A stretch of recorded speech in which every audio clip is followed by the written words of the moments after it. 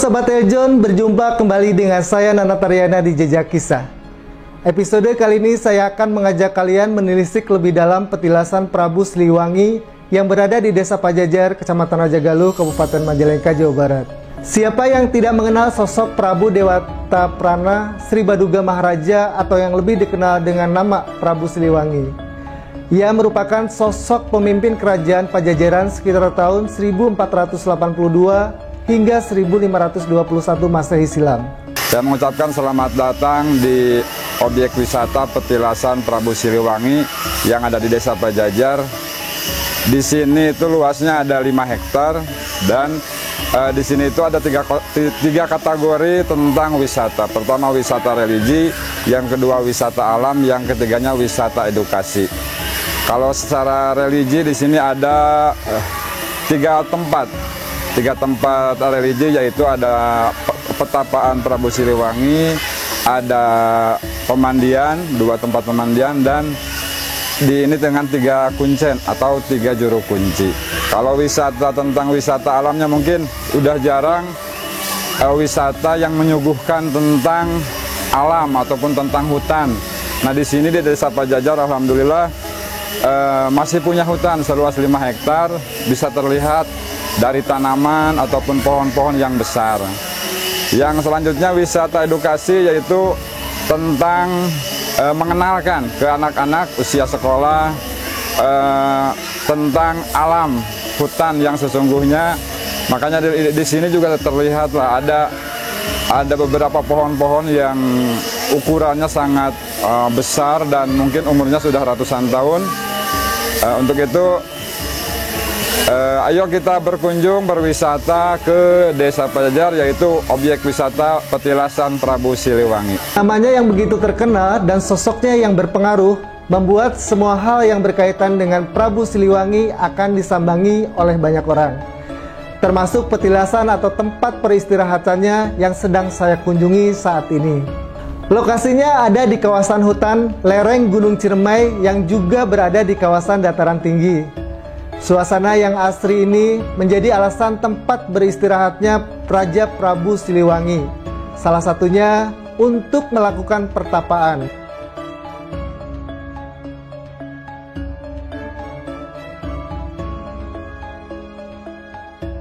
Kita masuk ke sini ya. Nah di sini teman-teman semuanya banyak ya kelihatan pohon-pohon tinggi dan besar juga. Mungkin ini udah menjadi beberapa ribuan tahun juga atau ratusan tahun juga. Mari kita lanjut ke sini ya.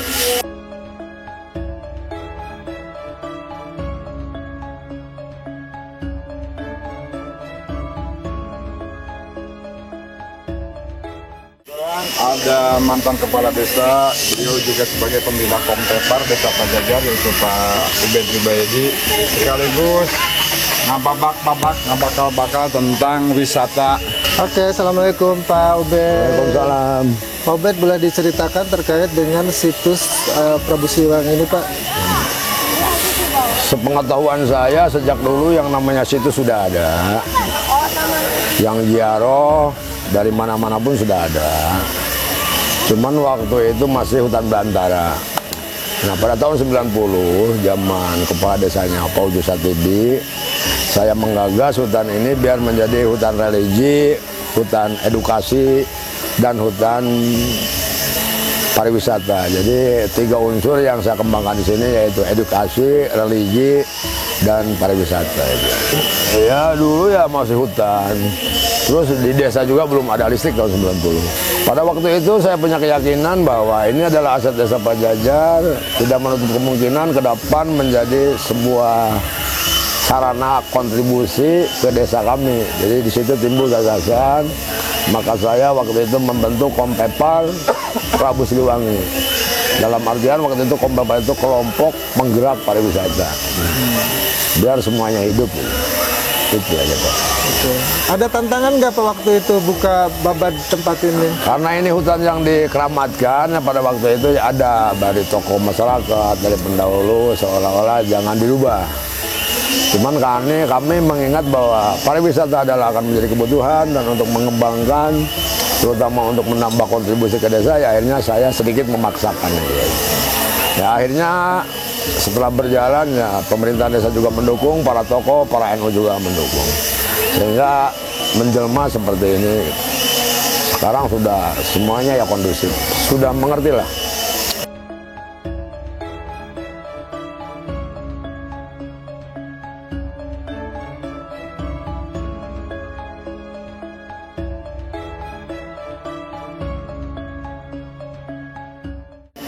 Assalamualaikum.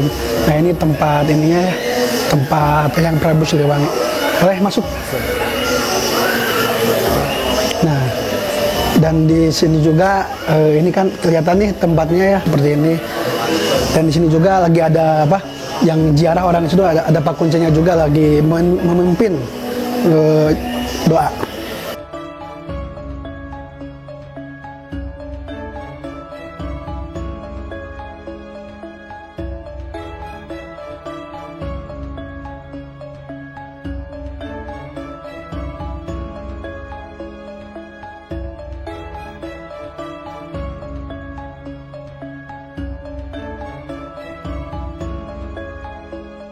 Kalau secara tradisi itu di sini ya termasuknya gini, di sini kan ada 3 titik ini. Jadi setiap ketika ada kegiatan yang diselenggarakan oleh pemerintahan desa, setiap kuncennya ngikuti misalkan di hajat bongkar bumi.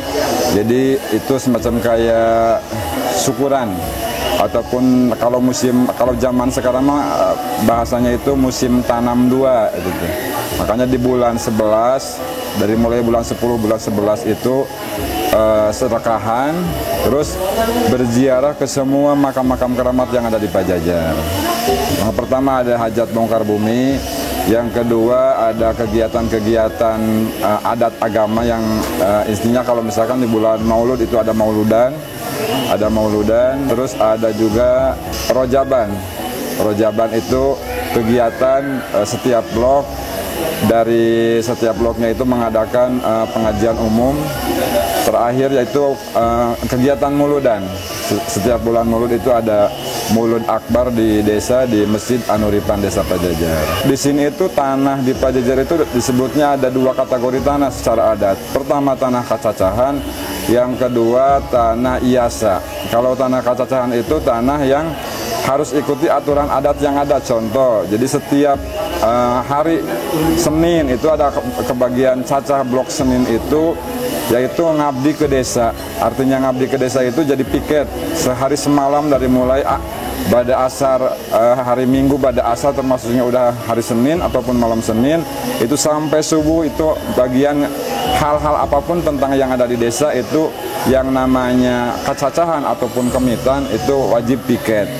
Dan itu terus-menerus berlanjut sampai hari ke-7 ataupun kebetulan di sini bloknya ada 7 juga. Di pemerintahan desa itu jabatan yang dipakai itu bukan jabatan secara pemerintahan. Jadi jabatan adat seperti hanya saya sebagai kasih pemerintahan. Kalau di desa di sini nyebutnya nggak ada yang nyebut kasih pem atau kasih pemerintahan. Kebanyakannya raksa bumi itu masih dipakai. Yang kedua, ada kedekatan antara pemerintahan desa dengan masyarakat, yaitu ketika istilahnya papait memanis warga, entah itu acara nikahan, acara nyunatan, ataupun acara-acara kalau ada yang meninggal takziah itu dari pemerintahan desa itu wajib hadir dan dilibatkan. Misalkan di acara pengantinan itu yang seren tampi pengantin itu ya dari pemerintahan desa. Begitu juga ketika ada yang meninggal itu istilah yang itidarnya itu dari pemerintahan desa ataupun dari perangkat desa.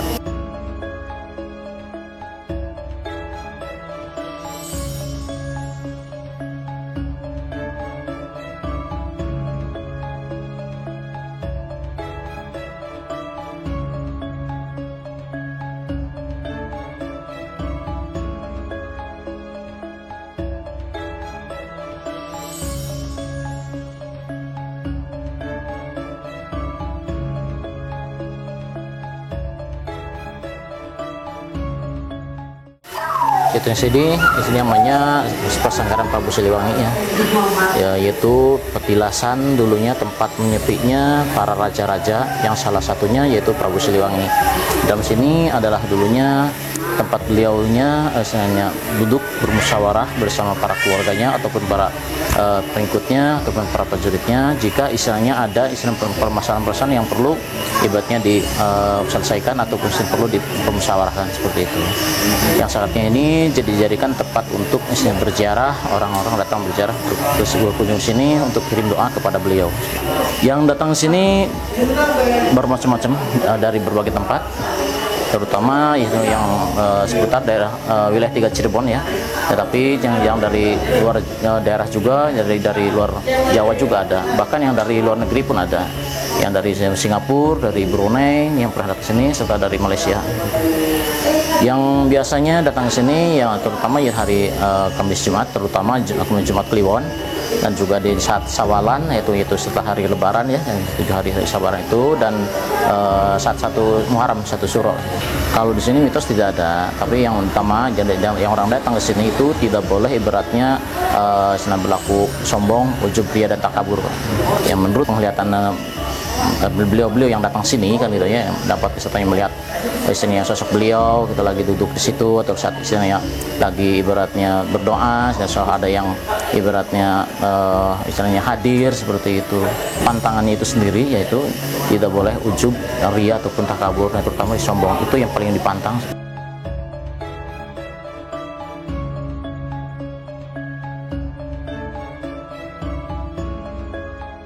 Di sini selain sekedar berkunjung berziarah juga boleh untuk istilahnya untuk menenangkan dirinya ataupun menginap di sini minimalnya 3 hari atau maksimalnya seminggu. Oke, nah biasanya ritualnya apa aja Pak kalau di sini? Di sini tidak ada ritual yang istilahnya khusus ya. Paling orang datang sini pertama adalah untuk melakukan berziarah, kirim doa ibaratnya kepada seluruh yang ada di sini, khususnya ya umumnya untuk yang ada di Nusantara ya. Dan di samping itu sendiri setelah misalnya kirim doa biasanya dilanjutkan dengan mandi Pak, biasanya. Mandi untuk membersihkan diri secara lahir ataupun secara batinnya seperti itu.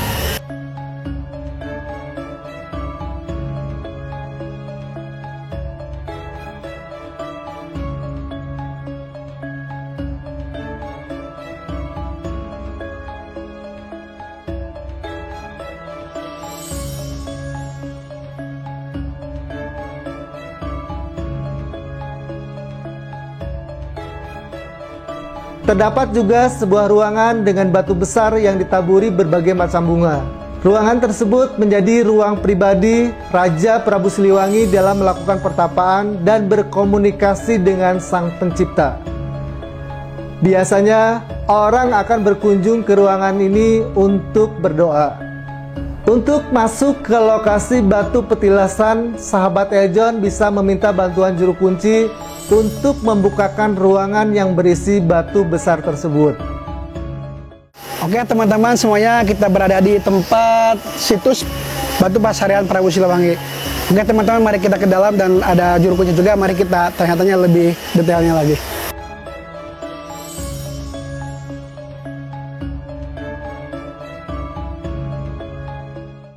Oke teman-teman semua, kita berada di Batu Pasarian Prabu Siliwangi. Di sini kita ditemani juga ada penguncinya sendiri. Dia akan menjelaskan situs-situs di sini ya. Oke teman-teman. Jadi upami numutkeun cariosan sesepuh kapungkur.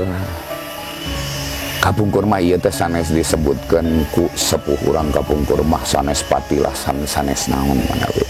Awalna disebatna buyut girang. Loh kenapa buyut girang? Cek sepuh, dak bila mana buyut urang mah dibandingkan sareng anu di Cirebon girang oge posisina teu acan aya nanaonan. Dan kenapa disebut buyut girang? Karena lamun cek urang sono mah buyut nu pangtonggohna manawi. Nah, lalu kenapa ini bisa kebuka? Awal ketika ini dibabak-babak, kan biasa kalau mau memulai sesuatu itu diawali dengan syukuran. Nah, di syukuran tersebut, di acara selamatan tersebutnya muncul, oh ternyata kalau toh memang di sini itu ada sesepuh, ada aulia, bekas bertapanya di sini, yang muncul itu ternyata bapaknya. Ya siapa? Tiada lain tiada bukan Kanjeng Pangarsa Eyang Prabu Siliwangi. Ya baru kejawab tuh, kenapa dibandingin yang di Cirebon masih sepuh yang di sini itu. Biasanya orang datang ke sini dari mana aja, Pak? Oh, alhamdulillah. Kalau untuk mayoritas utama itu, kalau masalah tamu yang paling banyak itu tiada lain tiada bukan Indramayu. Kalau bicara Indramayu, ya wes lah, dimanapun keramatnya, dimanapun tempatnya, itu pasti yang mendominasi itu Indramayu. Luar daripada Indramayu itu kalau rating 4-4-nya sama, dari Bekasi, Karawang, Subang, Bandung, sama Tangerang itu imbang. Itu kalau menurut apa yang saya tahu gitu. Di sini yang banyak lah ke sini. Kalau di sini yang banyak itu ya yang jelas sama hari pasca hari besar, malam turun jimat, Kliwon, malam Jumat biasa juga kadang rame. Minggu. Kalau minggu apalagi plus. Jadi bisa sambil wisata plus ziarah. Alhamdulillah banyak banget gitu. Kebanyakan sih malam hari ya. Alhamdulillah kalau cerita orang kan mengidentifikasikan seperti ini tempat ini tuh. Katanya di sini tuh ada maung ini itu. Kalau secara yang wujud nyata memang nggak ada. Kalau mau bicara cina karena mereka itu ya makhluk gaib ya, saya terpaksa harus bilang oh iya gitu. Ada, tapi yang jelas itu bukan beliau, itu aja. Itu penggawanya, entah itu panglimanya, entah itu siapa, yang jelas mah ada.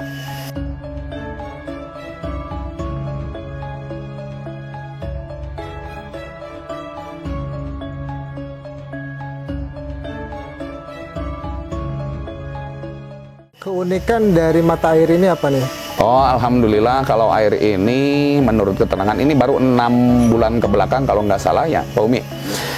Ini tuh dapat nge-lab ulang, dulu memang pernah kemarin di lab, ternyata hasil masih tetap sama, masih bagus. Hasilnya itu kalau nggak salah, mohon maaf barangkali salah, itu 90,9 ya Pak hasilnya tuh. Jadi hanya 1% zat kapurnya. Jadi steril banget air dari sini tuh. Berarti bisa langsung diminum ya? Oh iya. Iya, betul. Kalau dibanding dengan air mineral yang beli kita dari toko itu belum ada apa-apanya kalau menurut saya gitu. Jadi di sini itu airnya udah memang super bagus, mengandung karomah juga, tinggal dikembalikan lagi ke keyakinan kitanya seperti apa. Ketika orang yakin oh sembuh kok.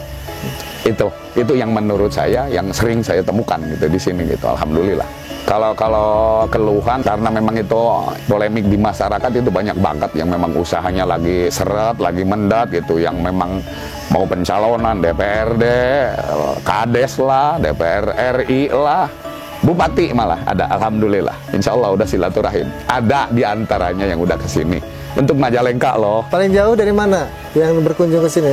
Ada yang dari Sumatera ada, dari Kalimantan ada. Kemarin yang barusan tuh yang dari kampungnya SBY juga ada ke sini. Kampungnya SBY yang di Jawa tentunya, bukan yang di Cikeas. Gitu. Alhamdulillah banyak. Dari Banten tuh Ujung Kulon ada, gitu. Dari Tangerang ada, banyak. Alhamdulillah beraneka ragam. Ada yang memang dapat wangsit, dikasih mimpi kalau orang Sumatera gitu, orang Kalimantan 3 malam berturut-turut gitu. Selalu dikasih unjuk dalam 3 malam itu ngelihat singgasananya Eyang gitu. Secara kasat mata saya nggak tahu loh, walaupun ada di YouTube gitu. Ini desanya Pak Jajar, Kecamatan Raja Galuh, Kabupaten Majalengka. Iya ini di mana? Ini Sumatera loh, saya di Sumatera. Tapi ternyata wallahu alam bimurad, mereka ternyata datang ke sini, singkat cerita bla bla bla, menyatakan maksud dan tujuannya. Saya antar sampai ke Berongbongan mau ke kerabat. Itu sindeku kalau orang Sunda. Iya Pak, ini yang nemuin saya terus sambil nunjuk tuh ke singgasananya tuh.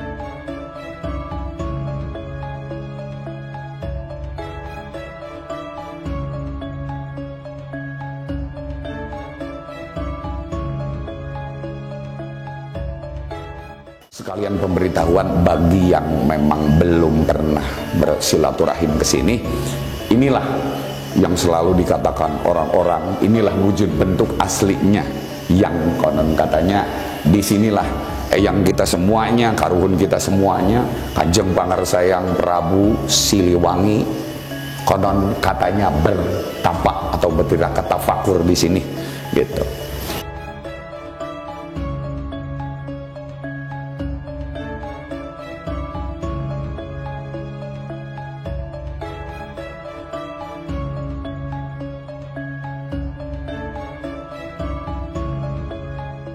Kebetulan tempat tirakat kita, kalau untuk tamu orang yang pada tirakat, tentunya mereka kalau itikaf di sini. Nah kalau untuk mereka pemanasan lah, dikarenakan aktivitas saya juga padat sampai jam 12 itu masih doa, pasti saya arahin untuk pemanasan di musola. Terus sekalian mereka tidur di sini bagi yang pada tirakat. Nanti kalau udah panas baru tamu saya menyurut. Lalu mereka itikaf di sini sampai pagi tuh, dari mulai jam 12 jam 1 lah sampai ke subuh. Itu. Nah. Kalau di sini yang kami berlakukan cukup 3 hari, itu pun dengan waktu yang memang sudah disepakati dan ditentukan, cukup 3 hari gitu di sini. Tapi ada yang minta gitu, ada yang memang minta 7 hari gitu. Tapi alhamdulillahnya tuh luar biasa, belum waktu yang ditentukan belum habis juga, kadang udah pulang duluan, dikarenakan apa? Yang mereka cari itu sudah mereka dapatkan gitu. Kalau jawaban mereka sudah duluan mendapatkan jawaban gitu. Jadi nggak full gitu, kadang gitu, keburu beres gitu. Awal mereka datang ke sini pasti ngobrol, nanti maksud dan tujuan. Setelah itu nanti saya arahkan untuk mandi dulu, bebersih di depan, tentunya di pemandian yang sekarang, karena dulu mandi sini, cuman sekarang udah dipindah. Habis mandi baru nanti mereka bawa air di sini, lalu kita berdoa di sini bersama gitu.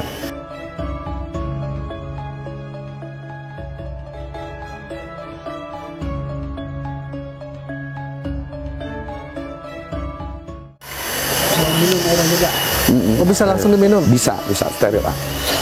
Nah, kalau dulu mah yang idola bagi tamu yang memang datang ke sini, yang khususnya mau pada nyalon, itu pasti saya arahin di sana, di mata air yang sana.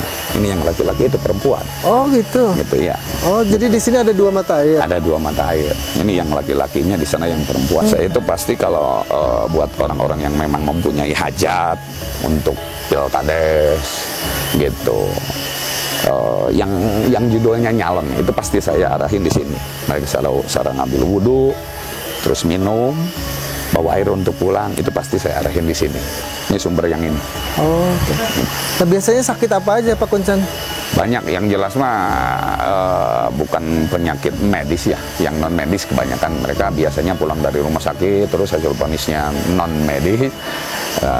Itu mereka pasti lari ke orang pinter, dan sama orang pinter itu pasti diarahin, nyuruh minta air tapi temuin bapak kuncinya kata untuk obat, nanti sekalian amitan bahasanya gitu. Tapi alhamdulillah kita Allah ngabul kuat sepaneja, alhamdulillah mereka datang lagi pada syukuran ke sini, bilang, ngasih tahu, bah alhamdulillah sekarang mah orang tua saya, saudara atau kakak yang sakit sembuh.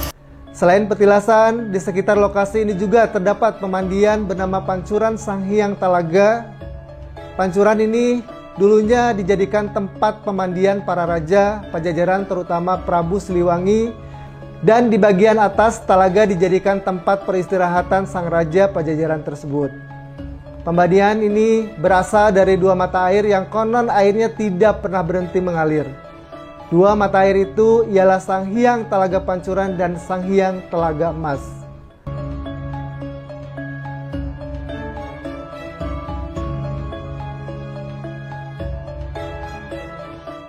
Oke, kita nyampai di sini. Di sini ada tempat pemandian, yaitu pemandian Sang Hyang Telaga Pancuran. Tempatnya di sebelah sini. Mari kita cek.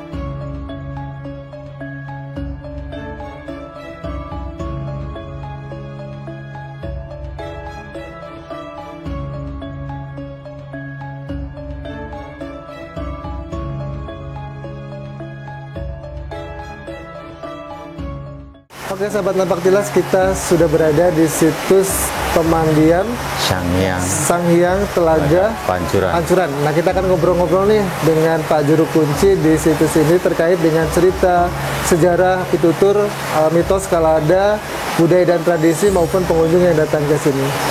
Saya nama Pak Oman, sebagai penunggu pemandian Sang Hyang Telaga Pancuran. Ini dulunya saluran air ini. Awalnya kan di atas, gitu dekat Batu Pasarean lah petilasan. Nah karena pemandian itu ditutup, dialihkan ke sini. Ini namanya kan pemandian Telaga Pancuran. Oke Pak, biasanya orang yang datang ke sini dari mana aja Pak?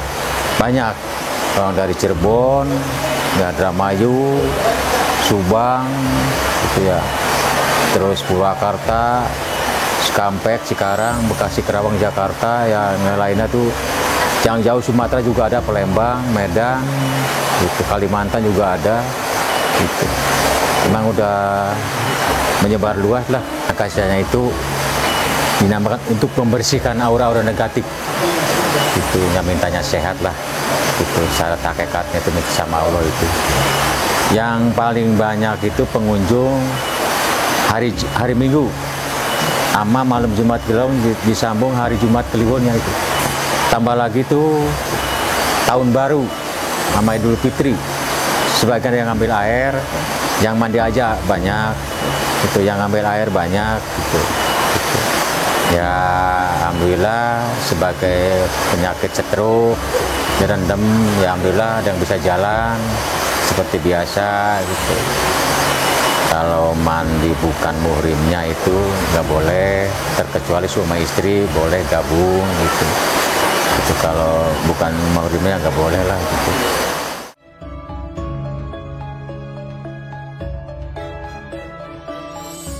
Ini dari atas ya Pak ya? Ya dari atas. Ya. Nah Pak Oman, biasanya kalau orang melakukan mandi itu ada syarat tertentu nggak? Atau langsung mandi aja ke sini? Ya ada syaratnya, ya pertama kan itu bacakan Bismillah, syahadat, sholawat. Nah baru rendam 7 kali serupan. 7 kali? Serupan ya. Oh. Sesudah itu ya tetap berdoa lah, gitu, berdoa minta sama Allah, namanya minta sehat lah, itu minta barokah karomahnya lah gitu. Nah ini air itu nggak pernah kering ya Pak? Nggak pernah kering, jalan terus siang malam. Ya.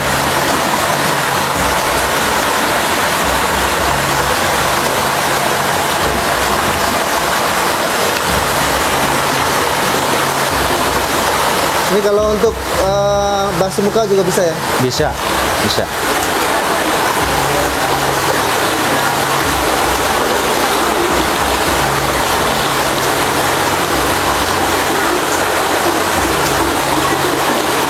Seger ya Pak Oman ya? Iya. Seger airnya? Iya. Ini karena airnya alami ya? Alami? Alami. Oh. Pusatnya mata air. Dan ini banyak banget tiap hari yang datang ke sini? Alhamdulillah. Nggak pernah kosong Kak. Oh. Alhamdulillah.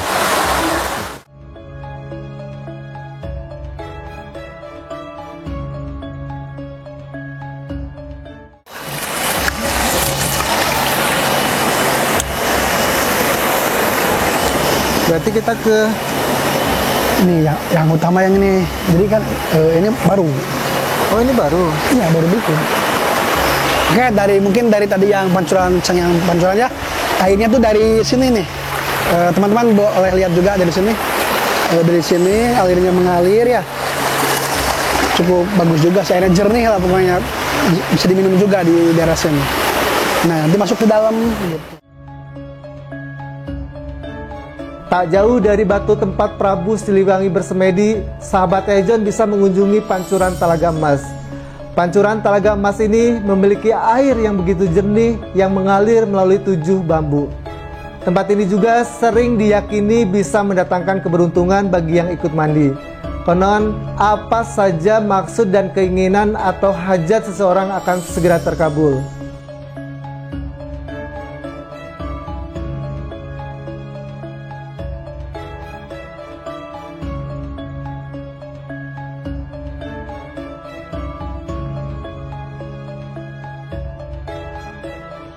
Saya tahu juga di sini ada beberapa artis juga yang pernah kesini di pemandian Pancuran Talaga Emas juga ada beberapa artis lah intinya yang ya, mungkin cukup terkenal sih orangnya ya.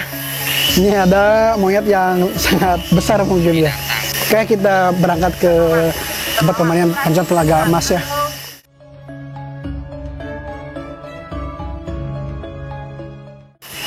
Oke, kita sekarang menuju jalan Pancuran Telaga Emas. Bisa lihat seperti ini jalannya. Turun ke bawah kita.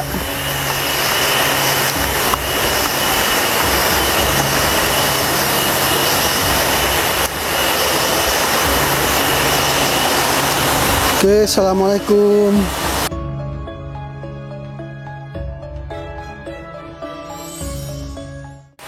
Oke teman-teman semuanya, kita sudah sampai di Pancuran Telaga Emas ya. Bisa dilihat sekini tempat-tempatnya seperti ini ya.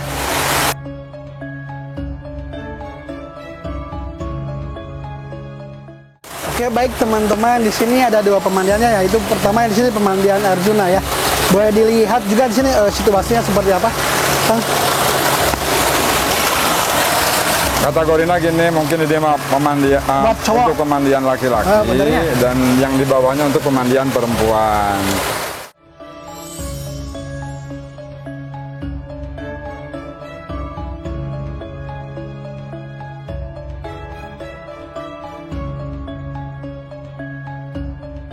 Ini lokasinya tempat pemandian Telaga Emas, yaitu pemandian untuk perempuan. Bisa kelihatan di sini sebutnya Pancuran 7. Airnya mengalir deras.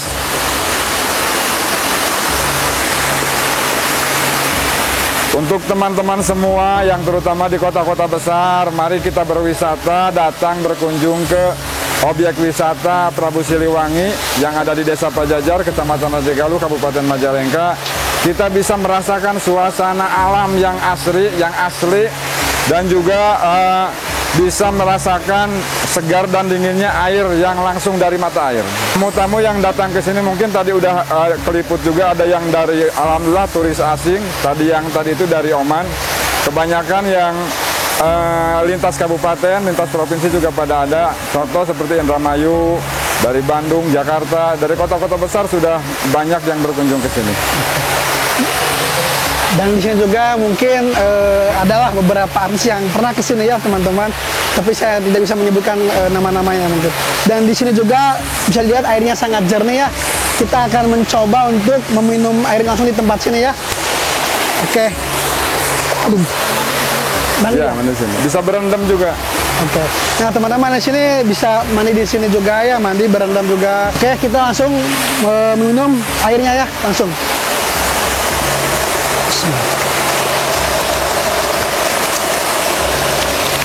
Oke teman-teman, menurut saya pribadi ini rasanya enak sekali, segar. Jadi buat teman-teman semuanya boleh bisa ambil air buat minum langsung, boleh di sini.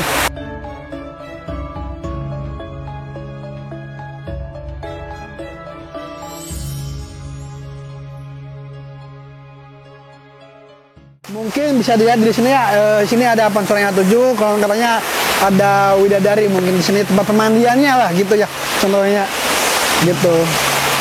Jadi orang asing juga pernah mandi di sini buat ada pengasihan juga, buat apa seperti itu. Ada kidung karuhun dulu, ya mungkin saya tidak bisa mengumandangkannya. Ada istilah gini kalau Desa Pajajar itu. Gunung Kendi Teing Kandi, Gunung Laya bakal perlaya, urug kumbung narika jaha, sawah lempah bakal katembong ratana, hawangan beki lalitik pinuh ke plastik. Lamun orang Pajajar geus hilir-hilirnya mandi, pagirang-girangnya tampian, obatnya hiji pakadus. Apa? Sili asa, sili asi, sili asu. Bisa kelihatan hawangan beki lalitik pinuh ke plastik itu bahasanya istilah apa kuncian tadi mas siloka. Masih ada artinya, mungkin pakai talang air seperti pipa dibawa ke tempat masing-masing. Jadi airnya itu penggunaan air dari mata air di sini langsung masuk ke rumah-rumah. Makanya mungkin di Desa Pajajar ataupun di Desa Indrakira tetangga desa, airnya itu mengalir sampai jauh aslinya. Jadi masuk ke rumah keluar lagi. Sistem pengairannya jadi ada per bak tampungan. 20 orang tersebut airnya satu inan masuk ke dalam rumah, keluar lagi. Makanya di Pajajar alhamdulillah untuk pengairan sampai ke rumah-rumah termasuk air bersihnya sangat mewah. Dan desa tetangga juga seperti itu. Oke, biasanya pengunjung dari mana aja nih? Pengunjung banyak sih, dari Jakarta juga ada, Bekasi, Karawang, mayoritas yang paling banyak kalau saya tahu itu dari daerah Indramayu pastinya. Ini kan termasuknya PAD Desa Pajajar. Dan penghasilan asli desa ini dipakai sebagian besar untuk kegiatan-kegiatan adat. Makanya dari penyelenggara, pengelola di sini, termasuk Kompepar sendiri ya ikut andil di dalamnya di setiap kali kegiatan-kegiatan desa yang berupa kegiatan adat.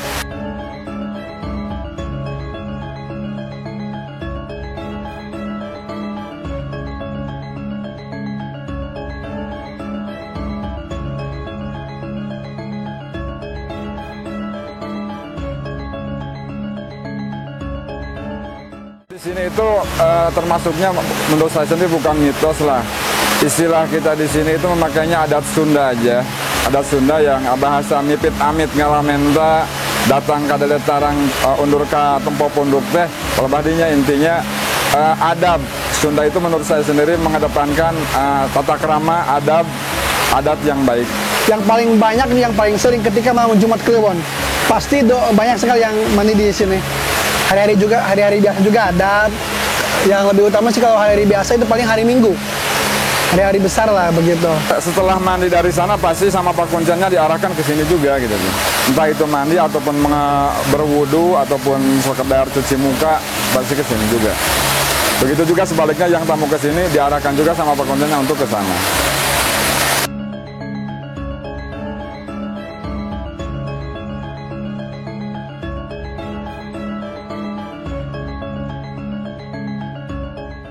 Ini teman-teman, setelah kita lihat lokasi tempat pemandian Peran Telagama Pancuran 7 ya. Lokasinya ada di bawah. Ya sebenarnya buat olahraga sih oke lah. Sehat, kuat. Iya, sehat oke. Apalagi yang dari kota besar nih, susah menghirup oksigen. Di sini oksigennya cukup bagus ya. Iya. Segar lah. Apalagi malam hari atau siang hari ya. Oke sahabat Jejak Kisah, itu dia tadi penelusuran saya di situs petilasan Prabu Siliwangi dengan banyak situs-situs lain yang bisa kita kunjungi di dalamnya. Saksikan terus Jejak Kisah selanjutnya, jangan lupa like, comment, share, dan subscribe. Semoga bermanfaat dan sampai jumpa di episode selanjutnya.